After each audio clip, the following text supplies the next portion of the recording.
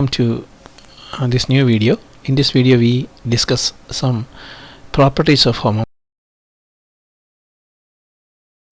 from a group G to another group G bar, and let small g be an element of G, a member of the first group.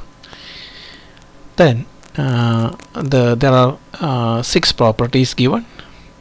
First property is phi of the identity element of the first group. Phi of the identity element of the first group equals identity element in the second group. That means identity element in the first group is mapped to the identity element in the second group. Phi carries the identity of G to the identity of the second group. Second property, phi of G raised to n equal to phi G the whole raised to n, and this is true for all n in Z, but means for positive integers and negative integers including and 0. But this can be proved when we prove this. First we consider only positive integers, and that case is proved. After that we consider the negative integer case, then that can be proved. Here the proof is given here.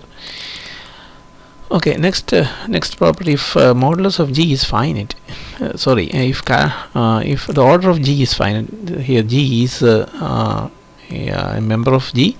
So if order of G is finite, then order of phi G divides order of G.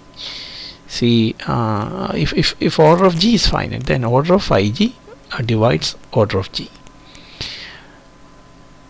Okay, first let's see these the proof of these results. The proof of the first first property. It's very similar to that of the property in the case of isomorphism. See, okay, and so this case can be treated in a similar way. Okay, and then consider the second result. Here we have to show that phi of G raised to n equal to phi G the whole raised to n. So let us think that n is a positive integer first, then phi of G raised to n can be written as phi of G dot n times equal to, that can be split using the property of phi, and phi G equal to phi G, then phi G dot n times that equal to phi G the whole raised to n, and we get phi G the whole raised to n. Okay, and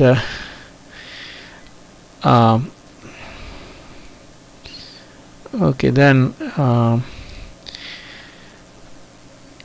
we have to prove it in the case of a negative integer, right? And then for that, you have to take n as a negative number, then minus n is then positive. So when n is negative, then minus n is positive. So now you can think about the identity element in the second group. Identity element of the second group, that can be that is equal to the phi of identity element in the first group, equal to that can be written as G raised to n into G raised to minus n. So phi of G raised to n, G raised to minus n equal to phi G raised to n, phi G raised to n, phi G raised to minus n, phi G raised to n, phi G raised to minus n. And therefore we can write that is phi G, but phi of G raised to n equal to since this minus n is then positive, therefore phi G the whole raised to minus n we have. Phi of G raised to n equal to phi G the whole raised to, since minus n is positive, this part, what happens to this part, that becomes phi of G raised to minus n becomes phi of phi G the whole raised to minus n, and then it can be written as phi G the whole raised to n, phi G the whole raised to n equal to okay, then this can be taken to the left side. When this quantity is taken to the left side, that means both sides can be multiplied by the inverse of this element, then we get 5g the whole raised to n, that equal to 5 of g raised to n. Then we get that result. Okay, this the final step is this, and from this we get that for every positive and negative integer, and the result is true. Now, if modulus of g is finite, see, if modulus of if order of g is finite, then order of phi g divides order of g. See that result, that can be proved here. In this way, here it is. The proof is given here. Suppose order of g equal to n. For convenience, we take that order of g equal to n. Then that implies that g raised to n equal to e. Okay, and then the identity element in the second group. That is e bar equal to phi of e. Okay, and phi of e, but that phi e can be replaced by this quantity g raised to n. So phi of g raised to n, but phi of g raised to n equal to phi g the whole raised to n. We know that phi g the whole raised to n. That implies that so this implies that order of phi g divides what does it mean actually? This is the last sentence. This sentence or this statement means that the meaning of this statement is that phi g the whole raised to n, when we take the nth power of phi g, we get identity element in the second group. That means that order of phi g then divides order of g. So that means order of phi g then divides n actually. Direct meaning of this statement is that order of phi g divides n, but n is the order of g. Therefore, it divides order of g. Hence, we get the property 3. And now property 4. See, kernel of phi is a subgroup of g. Kernel of phi, we can adopt a method to show that a subset of a group is a subgroup, and there are some methods.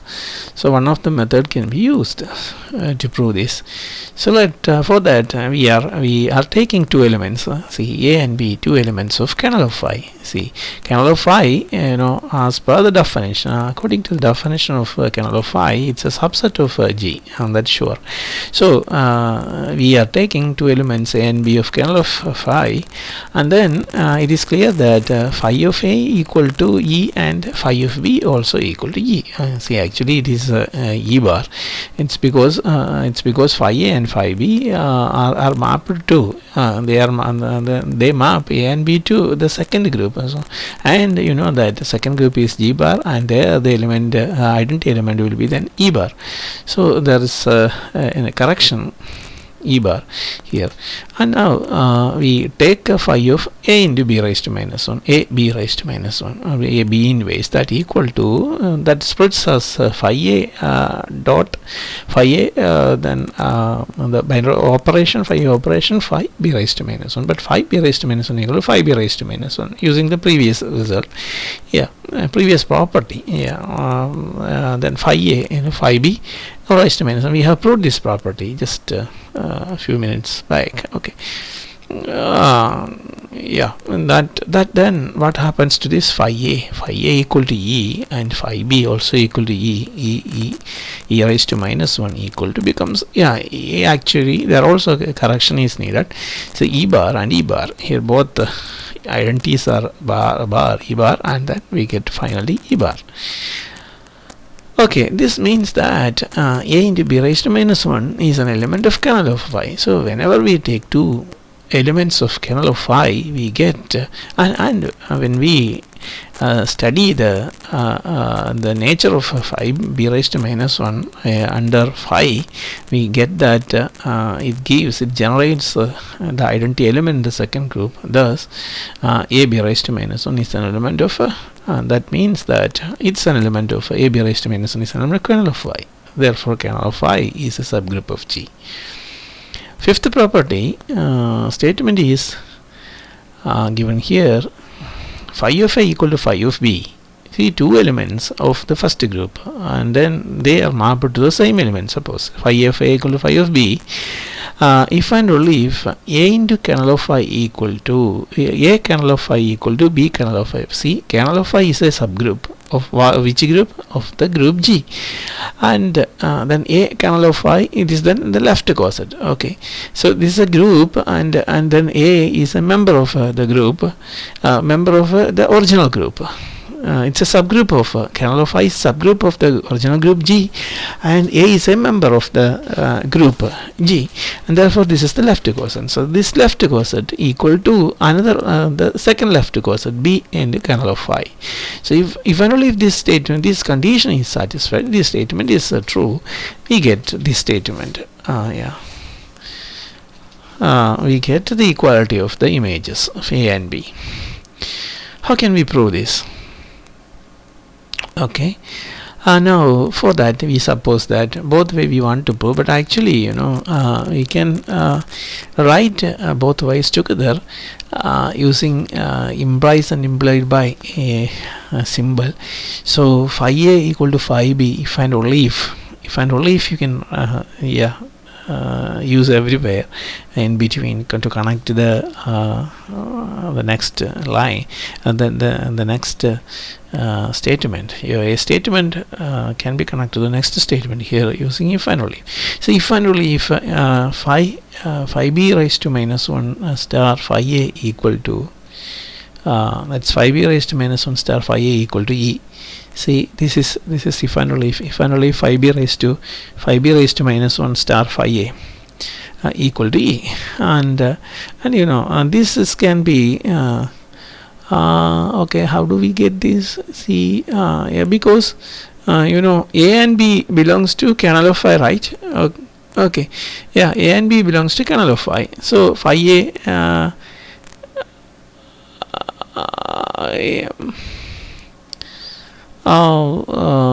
sorry, here no, they don't belong to kernel of phi. We have to check. No, they don't belong to kernel of phi. So A and B are two elements. So where do they belong? And they belong to the group G. See, A and B are any two elements of the group. Okay, and we consider kernel of phi in addition to that. But that use of kernel of phi, kernel of phi is not at present. It is not there. But here we think we have started by assuming that phi A equal to phi B, and that happens if and only if see phi B raised to minus 1 phi B raised to minus 1 star phi A. It's why it's because that's why because they are equal actually as elements. These two images are equal in the second group, actually in the second group. So there is a correction here also in the statement. Also there is a correction. So see, in the second group phi B belongs to the second group, and its inverse star then first element phi A. First element is phi A, and then that gives us the identity element in the second group. So E bar is required, E bar, and then you can write it as by taking minus means that inverse in a minus 1 can be taken inside, and then phi of B raised to minus 1 phi A equal to the same identity element in E bar, actually E bar, and that equal to, when we combine this phi, because phi is a homomorphism, right? Okay, so so phi of B raised to minus 1 to A, using that that property of homomorphism, first property which is stated in the definition. So phi of B raised to minus 1 A equal to E, in the bar equal to E bar, identity element in the second group, and that means B raised to minus 1 A is an element of kernel of phi. What does it mean? The last sentence, it means that B raised to minus 1 A is an element of kernel of phi.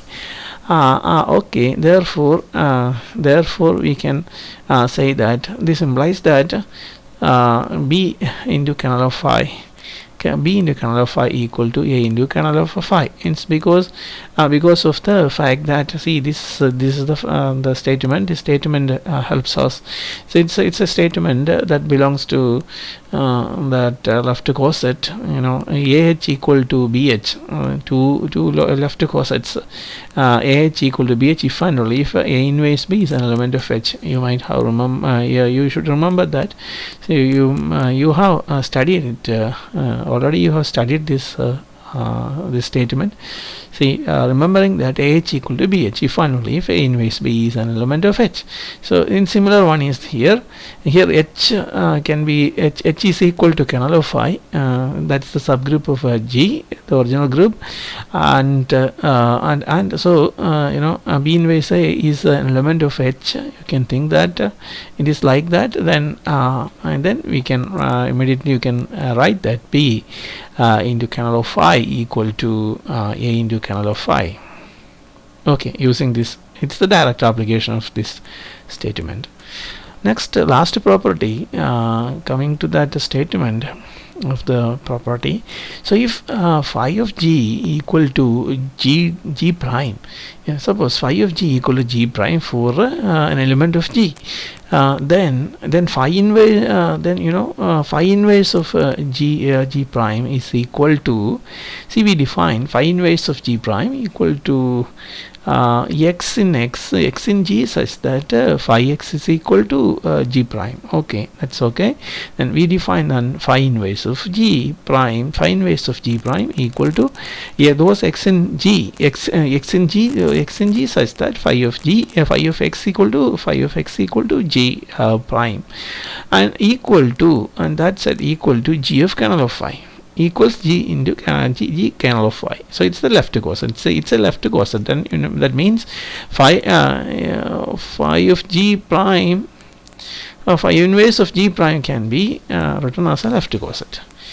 See what is written here, G to G prime, and here we have, and G is in G. You can see here some hint is given here. The G is an element of G, and then phi G belongs to phi G is an element of G prime. Okay, and phi G equal to G prime is an element of G bar, the second group.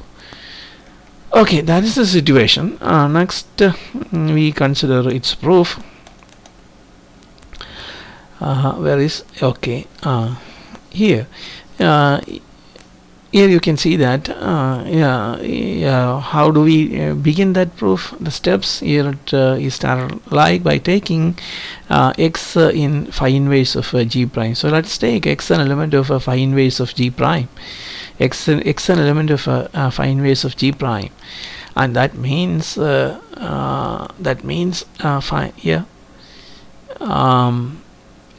phi inverse of G prime. So here then it's phi of G equal to G prime, so such that phi G equal to G prime. So phi of x equal to G prime, and already we know that phi G equal to G prime. Okay, and since x is an element of phi inverse of G prime, so we get that phi of x is equal to G prime, then phi of x equal to G prime, and then phi of x equal to thus we get that phi of x equal to phi G, phi of x equal to G prime, but G prime already we have this one, and this statement G prime equal to phi G, and what do we get now? From the using these two, we get that phi of x is equal to phi of G, phi of x equal to phi of G, and therefore then we have that property 5 to use here. We can use the property 5 here. We need property 5 here, and then using this property, that is phi of A equal to phi B if and only if phi of A equal to phi B if and only if B into kernel of phi equal to A into kernel of phi. So this one can be applied here because we are in a similar situation. Here we are standing in a similar situation. What is the similarity here? Phi of x equal to phi of g is that similarity. Instead of phi a equal to phi b, we have phi of x equal to phi of g. Then how can we write it? We can convert it into left coset, in the equality of two left cosets, that is g of kernel of phi equal to g kernel of phi equal to x kernel of phi, we get.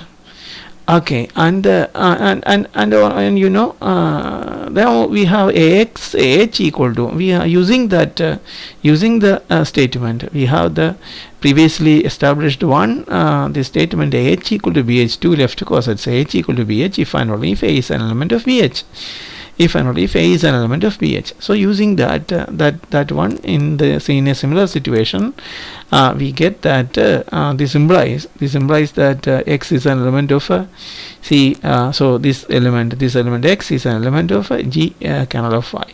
So x is an element of g kernel of. Similarly, you can say that g is an element of x kernel of phi. But actually, we to prove the result, to conclude the result, we want to we have to take in the other way, or in the other opposite direction. Okay, and thus we get that x an element of g of kernel of phi, and therefore.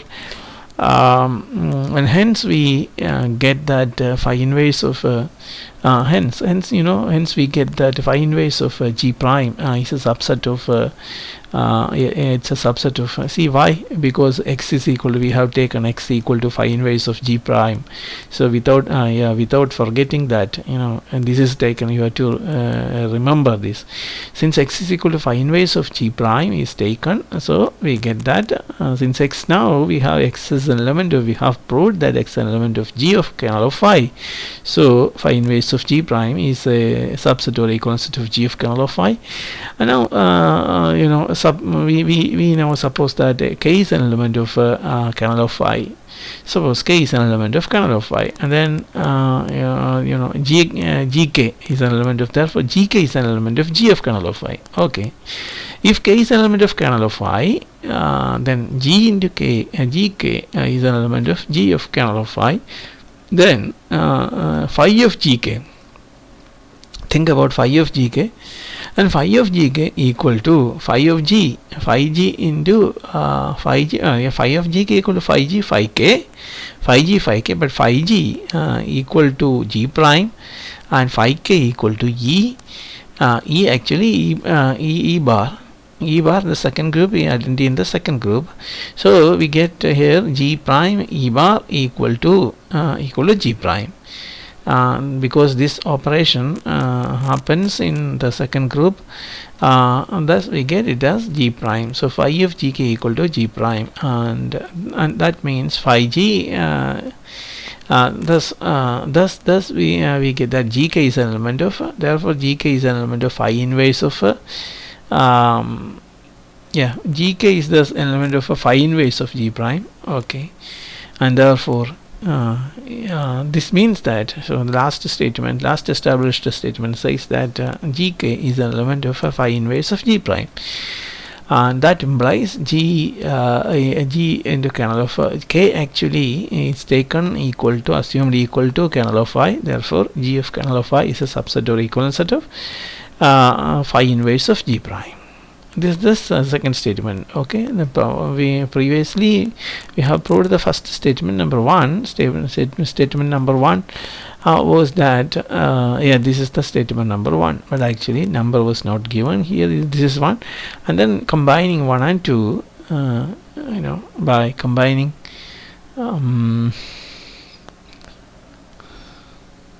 okay. Now by combining 1 and 2 we get that g of kernel of phi equal to phi inverse of g prime. So g of kernel of phi equal to phi inverse of g prime, and this is the first statement, and then second statement is this one, and therefore